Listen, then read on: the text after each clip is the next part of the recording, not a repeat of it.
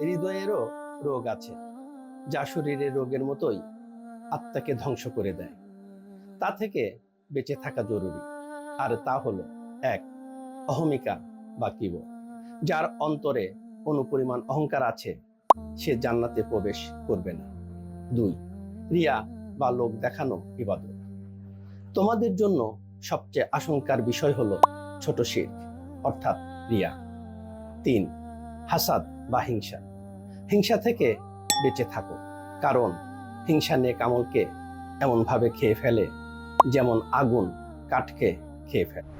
চার, মিথ্যা। মুনাফিকের তিনটি আলামত। তার একটি হলো কথা বললে মিথ্যা বলে। পাঁচ, গাফলতি বা উদাসীনতা। তারা পশুর মতো, বরং তার চেয়ে অধম। পথভ্রষ্ট, তারাই গাফিল। ছয়, গর্ব বা তাকাব্বুর। আল্লাহ অহংকারকারীকে পছন্দ করেন না।